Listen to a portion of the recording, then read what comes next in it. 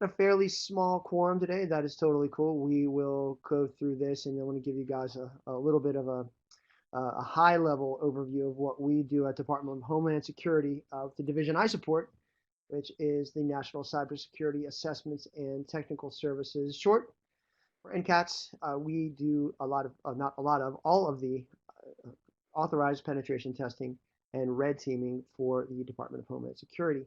And I kind of going through some of the curriculum historically for this effort that CAE supports. Much of it, if not all of it, is very technical in nature, and that's awesome. But I thought it would kind of take a step back instead of doing something super technical, giving you some insight into how a team is built, how a successful team is built, because you can have 10 to 15 to even 20 rock star engineers, analysts, forensics experts, and penetration testers. But if you don't have a good foundation behind that team, it's more than likely not going to work. So that's what we're going to talk about a little bit about here today. And what we're going to cover, we're going to kind of go soup to nuts with the agenda. I do want to address the difference between red teaming and penetration testing. I think there are some common misconceptions out there between the two. There's sometimes they're used interchangeably, and I want to touch on that, and we'll cover kind of what you need to do to sell your idea.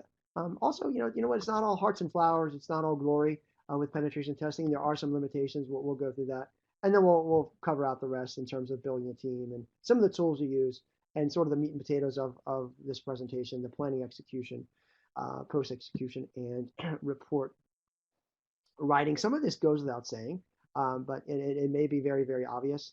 But I think it's important to kind of address it because it is important that all the components of penetration testing, or whether you're building a SOC or maybe you're hiring a team of analysts, you have to have all the pieces in place in order to make that program successful.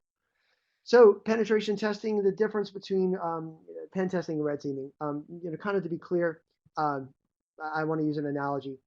Pen testers are really kind of the bull in the china shop. We're knocking stuff over. We're setting off alarms. We're raising all sorts of hell. The red team, they're like the ninjas. They're super stealthy. They're super quiet. With penetration testing, I'm not going to read this off, but you can kind of see pen testing is a very collaborative approach, and work very closely with the staff. We let them know, hey, this is what we're doing. This is where we're coming from. This is how we're going to operate. Don't defend us. Don't block and tackle. It's not meant to be a blue team exercise. We just don't typically have a lot of time as a pen testers to kind of circumvent the sort of the blocking and tackling, excuse me. And as I mentioned, it is very noisy, and we typically operate on standard business hours. Red team, by way of comparison, no notifications, black box. All right, we'll talk about that later. But they don't know anything about the network before they begin. Um, Pen testers know everything about it. So to be a little bit more clear, red teaming is in kind of an adversarial goal based assessment, and they really provide a real world specific view into what a motivated attacker would do to compromise an organization's assets. So the red teamers, they're not really going to just focus on your network infrastructure or your web applications. They're gonna dig a lot deeper and identify some those potential weak points, and string together seemingly unrelated vulnerabilities to create very composite attack scenarios for the customer. And quite frankly, both pen testing and red teaming provide a lot of value. But if I had to say which one provides more, it's red teaming because it is a true adversarial based. Um, Not that pen test isn't, but red team is just a bit more. A little bit more about the two. You can kind of read there. Really, there's a lot of buzzwords that can be associated with pen testing. Some are right, some are wrong. You've heard of ethical hacking, tiger teaming, vulnerability analysis, et cetera, et cetera. But it really comes down to this. Um, with a pen test, the customer, and it could be you, it could be somebody else, it could be Department of Justice or wherever, they tell us what to assess. They tell us what they want to test. And with the red team, they tell you nothing. Red team goes in blind.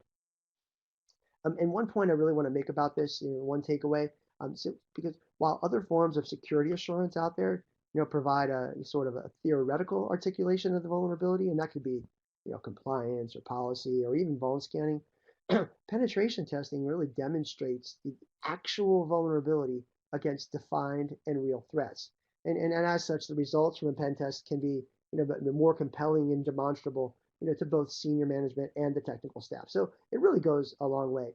And one thing we try to do at DHS, it's not just about hacking people and tearing it up and really trying to air out some dirty laundry or anything like that. We just really want to improve the policymakers' ability to make informed risk-based decisions while driving effective risk mitigation strategies. So we're not making change. You're not making a difference. And last thing I want to show you here is sort of this little overlap. I mean, there are some distinctions between the between pen testing, vulnerability assessment, and continuous monitoring. So win-win across all of those components. Now, why would you want to build a pen test team? Why not? I mean, look at all this. Uh, pick and choose your reason. And whether you're building pen test or engineering or whatever, it's very important that you write up a strong position paper providing a comprehensive justification for why you want to build a team. And in this case, it's a penetration testing team. And in the future, if you want to go red team, that's awesome too. Some of these things are applicable. Some of them are kind of lighthearted because you know what? At the end of the day, it's a lot of fun. I don't know if you have any aspiring pen testers on the phone, but it's a good time. It's dynamic. It's always evolving. It's always challenging. But so it's a really great field. And if you're considering it, we're very transparent at DHS. We're happy to help. We do work with universities a lot. Universities are eligible for our services, all of which are free of charge. So we're here to collaborate and really make the community better. But again, talking about why you would build a team, some of the main drivers for penetration testing, they can include that very high degree concern about the growing requirement for compliance. It's kind of but more importantly, the impact of serious cyber-related security attacks on their organization. Listen, nobody wants to get hacked. You've heard about all the hacks in the news with the Home Depots and the Target, and it seemed like for a while there, every week in the news there was a hack. And so that's just another reason why pen testing has become so popular and so hot right now, is because nobody wants to get hacked. So we're going to, for lack of a better term, hack you so no one else can. But my point here is, build your case, come to the table with a strong message as to why you want to do what it is you want to do, whether it's this, or whether you want to write a book, or whether you want to, create a new program. That's the key. Talking about potential, disadvantages and limitations. I'm just going to kind of go through here a little bit. It's not all, like I said, it's not all glory and it's not all, beautiful, but it is challenging to get that leadership and legal approval. You can't just start hacking. You can't just sit at your desk right now and decide, you know what, I'm gonna start, doing a network mapping scan or a vulnerability scan on my university network or even my office network. It's completely illegal. You need legal authorization to do that, even if you have good intentions. There's a story many years ago, I think you'll find interesting. There was a guy who worked for the FBI, clearances, great job, is happy, and he was really thought he was doing something right. So what he did, he ran a password cracker on an unclassified network because he wanted to ensure that the printers were all secure. It's totally good, but they caught him, lost his clearance, lost his job, completely regrets that decision because he did not have authorization to do so, even if he had good intentions. So you got to be very careful about that. Funding is an issue, particularly in the federal government. We're not exactly overflowing with cash. So if you don't have enough money to build your program, it's going to be very difficult to be successful. But you can still, build it on a shoestring budget. A lot of the tools out there are open source and free, and you can really do a great job with everything that's out there right now. There's a lot of tutorials out there. You go on YouTube at any time you want, and you'll see how to hack, how to pen test, how to nmap, how to vulnerability scan, how to run Metasploit, things of that nature. So let me back up here a little bit. I jumped ahead there. I apologize. So some of the other disadvantages, limitation. Pen testing, you're really only in there for a very short amount of time, and it's just a snapshot. When you walk away, things can change. It doesn't uncover everything because there is a very specific isolated scope and oftentimes the testing can be inadequate. And really, you'll see here in italics, it plays a very small part in the human element. Yeah, you always hear about how humans are the kind of the weakest link. I don't know if that's always the case because you have a lot of technology out there that is also contributing to those weak links. Unfortunately, the people are the first kind of line of defense there, and they're always the ones that are susceptible to the phishing. So pen testing only plays a small part in that. We really don't do any kind of physical penetration testing. We're not shoulder surfing, and we're not creating personas or baiting, or you may have heard of smishing, which is a new thing. I guess that's kind of similar to phishing, but through SMS. Tailgating, we're not trying to go in behind anybody. Pretexting is another thing that's happening out there. So we're not doing any of that. So a very small part there with the human. And again, just it does focus on that target application, and we're not going across the entire network to wherever we want to go. So again, it does have, excuse me, a lot of limitations. Let me just on here. So laying the groundwork and building a foundation. We touched on this in the last slide. You got to get that legal approval, and you got to get leadership backing. With DHS here, we run a training and qualification program where we provide examples and templates on how you can get that approval. We also give guidance and templates on actual rules of engagements that many of our partners in the federal and state and local industries can use. Hey, here's what we used with with our lawyers. You can kind of use that and take it and get the same kind of approval, because again, without that legal approval, you're not going to get very far. Funding, we talked about that.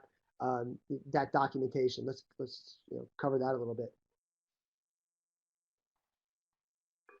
Probably the most what I would say the least glamorous aspect of the program is creating that documentation. It's a drag, but you got to do it. You got to have your mission statement. You got to set out your org charts.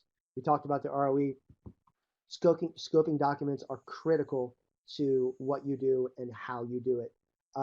And that is where you specify to your customers precisely what you can and cannot touch. Because we'll do, for example, we'll do a city hall in, I don't know off the top of my head, say Wyoming, and typically the city halls have police stations. The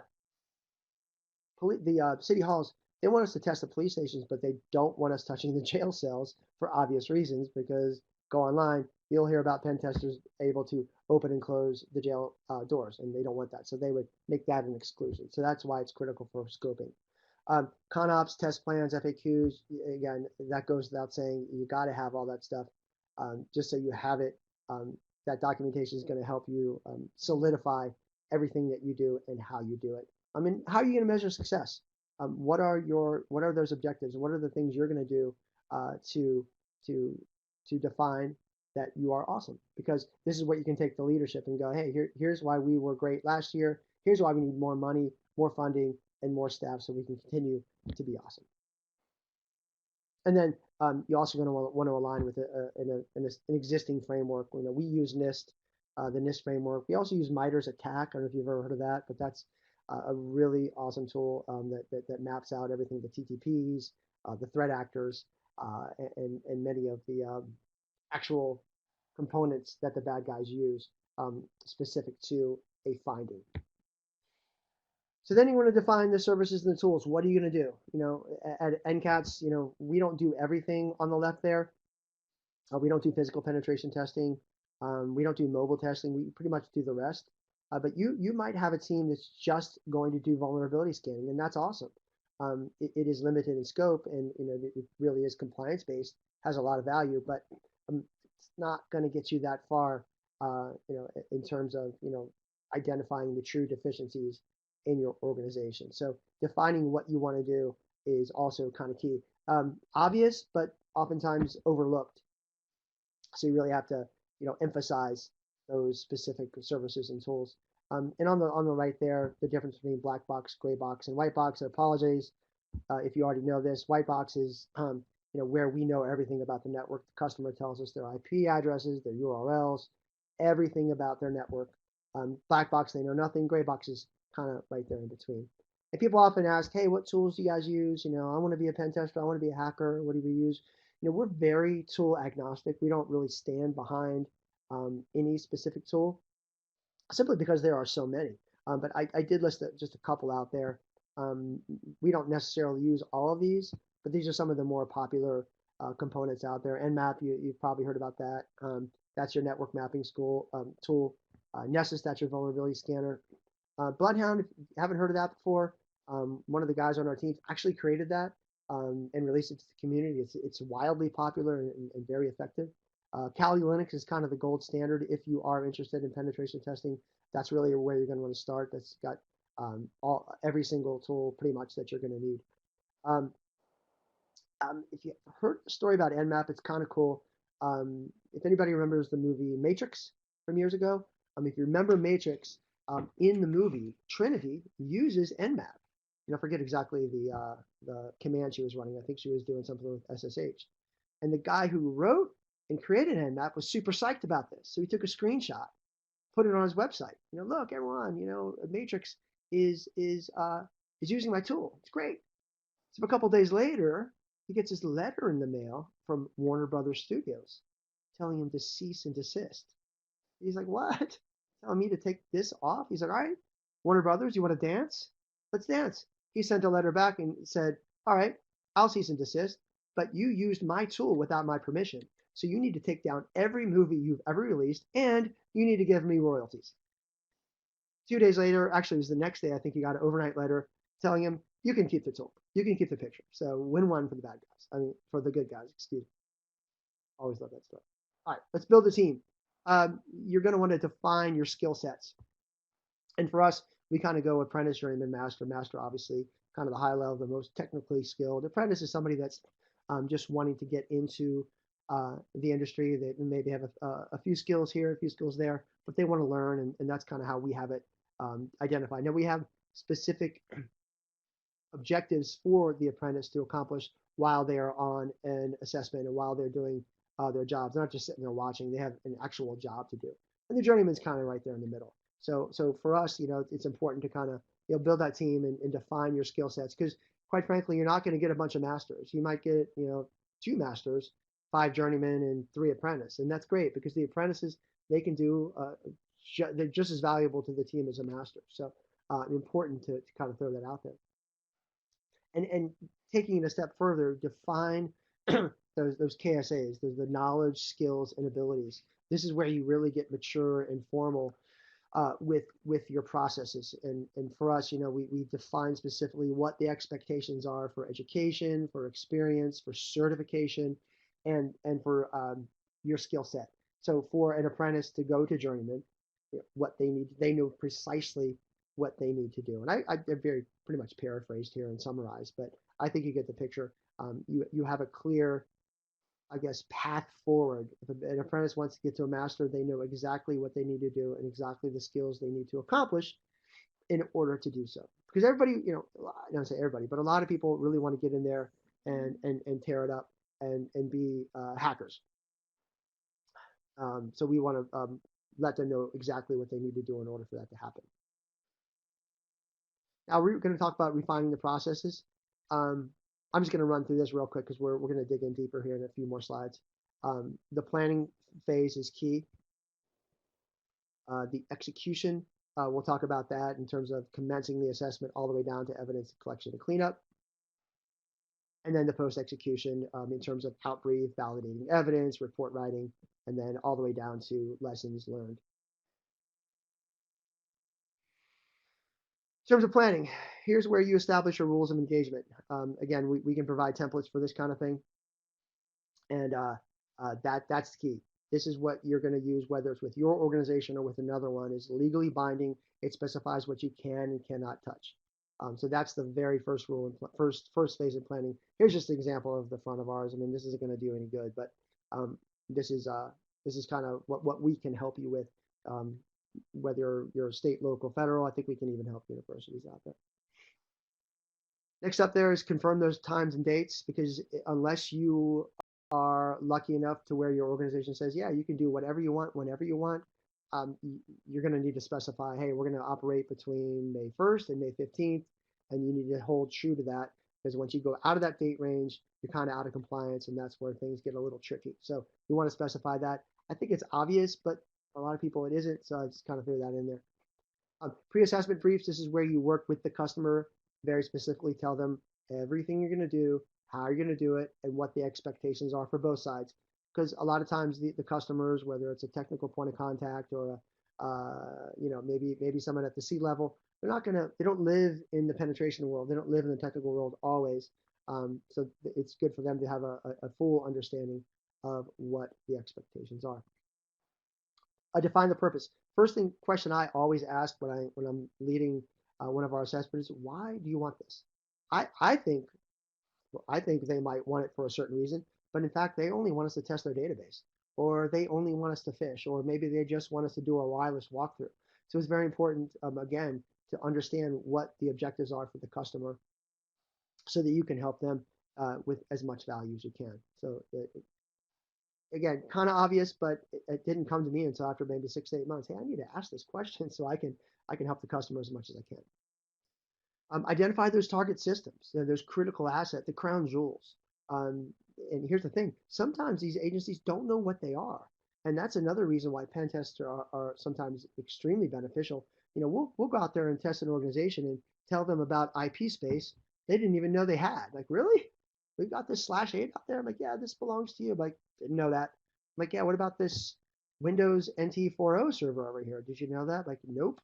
Didn't know we had NT40. I'm like, okay, what else are we going to find? So that's why you want to identify those target systems. Maybe there's a critical asset that they want you to be very careful with, or that they really want you to go after. So another key component. No scoping documents, we talked about that. What can you and can you not touch? And this is kind of what ours looks like, right? We got the site name, we got the IPs, we got the exclusions, and then the specific services that our customers can use or choose from. And lastly, you have to let the SOC know, or they're going to start creating tickets and putting in blocks and re-imaging workstations, is making your life completely challenging. I was going to use a different word. They will they'll go after you if they don't know you're coming. They'll even call law enforcement sometimes if they don't know what's happening. So that's never happened to us because we're very transparent. But again, another important component to the planning phase. Moving on to execution. Commence assessment. No duh. Of course you're going to commence the assessment, but it's not just, hey, start the assessment. It's what do you do specifically when you commence the assessment? Got to have a clearly mapped out methodology, a process, procedure, and plan to what those steps are, and not just going into it blind. Because if you get 10 pen testers or 5 or even 3, you got 3 guys, wanting to really do a good job, and you might get 3 guys duplicating efforts or running over each other. So be very specific with what you're wanting when you do commence. Stay in scope, again, goes without saying, but you got to throw it out there. When you do land on a system, if you land on a system, or if you start interacting with the system, when we do, we always check the scoping document to confirm that it is in scope. If it's not, we can't legally touch it. We have to ask authorization in order to do so. Conduct assessment, obviously. Why don't I even put that there? Identify and exploit those vulnerabilities. Here's where it gets fun.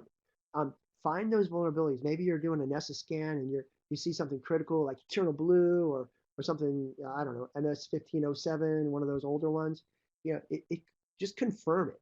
It's because it shows up in Nessus or just because it's firing on some other tool. You got to confirm that it's actually there and begin your exploitation phase. Track it very carefully, take screenshots, and be very, I guess, what's the word, granular with everything associated with those techniques.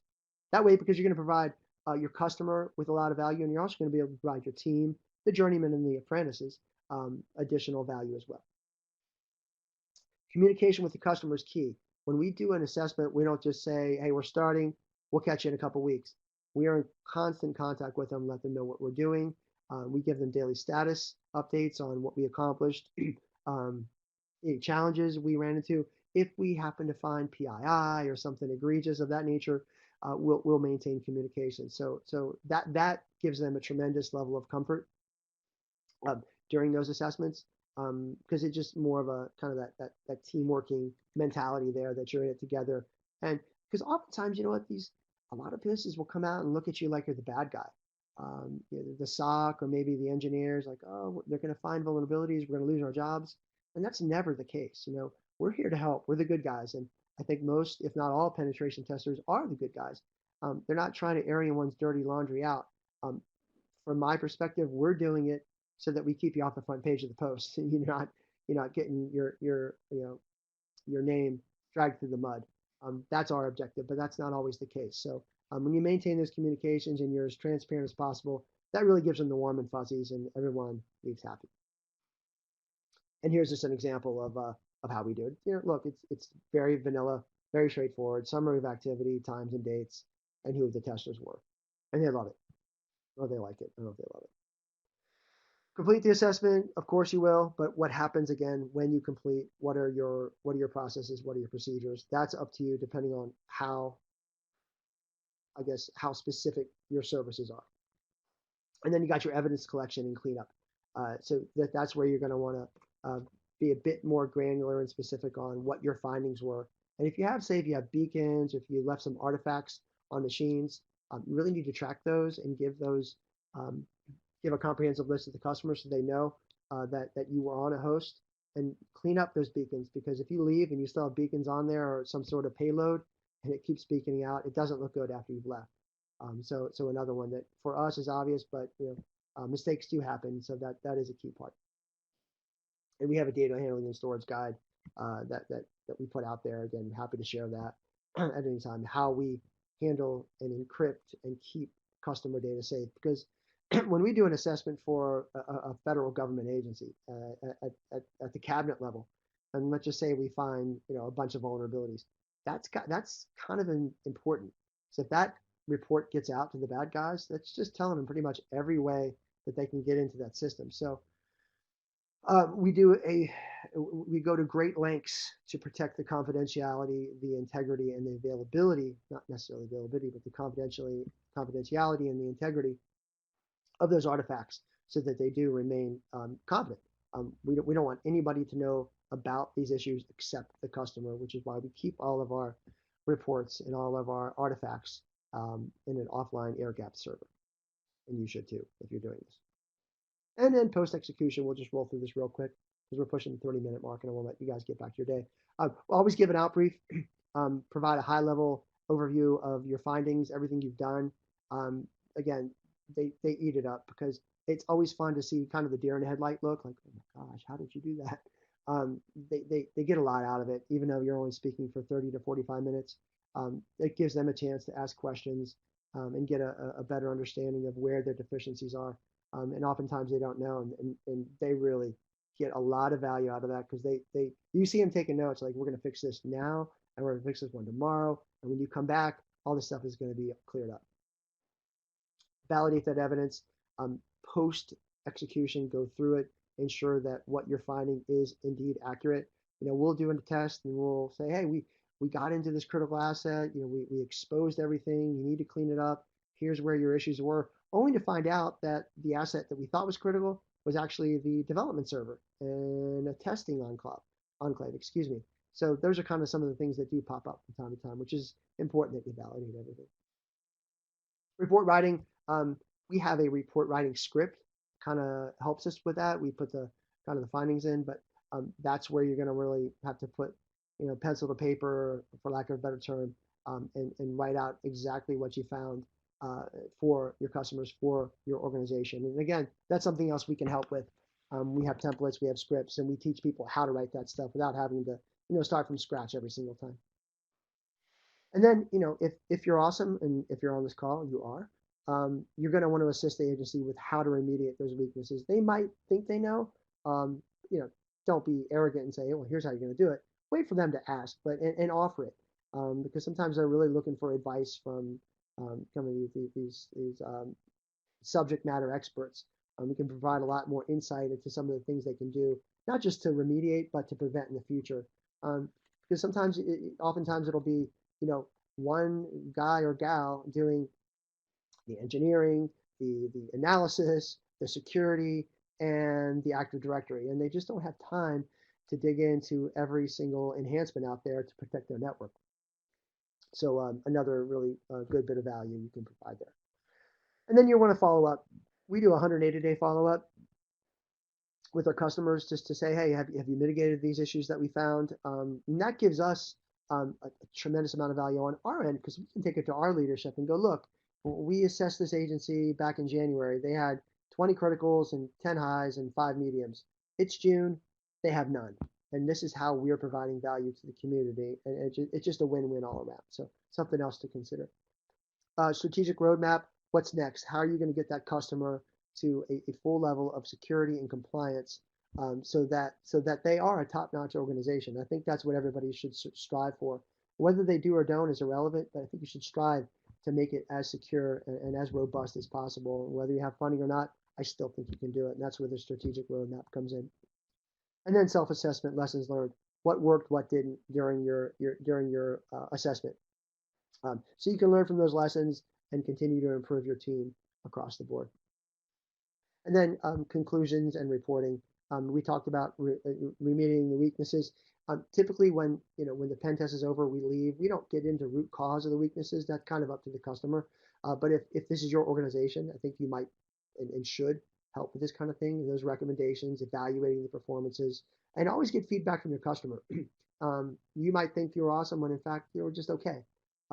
That's where if a customer comes back to us and tells us some things that they didn't think worked out well, we always take that to heart because we want to provide, we want to try to be a world-class organization, and we can't do that without that feedback from the customer. And talk to your team as well, as a lead or as kind of the person in charge of the pen testing team. It's always good to get that feedback from your team in terms of what could be more efficient, and that always helps us. And lastly, here are just some guidelines and frameworks that can be utilized in the world of pen testing between NIST and the OWASP. You've probably heard of that, but some things to consider if and when you're considering either becoming a pen tester or building a pen testing team. These will come in handy at that time. And then we also do, this is a little bit about our training and qualification. We do teach our methodology, our processes, policies, procedures. There is a technical component to there, a candidate technical evaluation. I think I have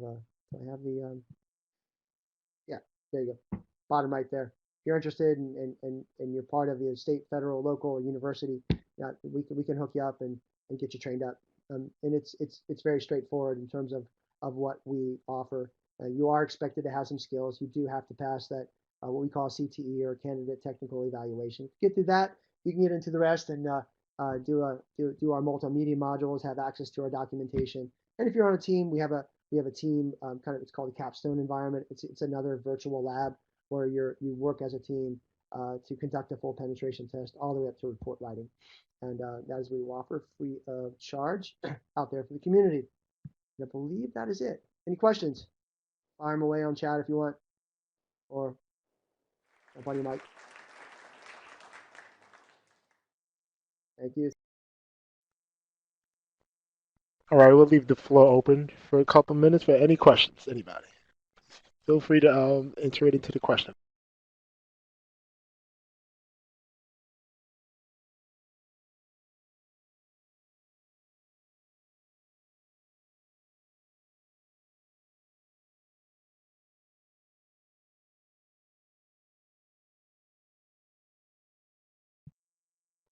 Well, seeing and hearing none, Sheldon, I believe I will adjourn for now, if that's okay.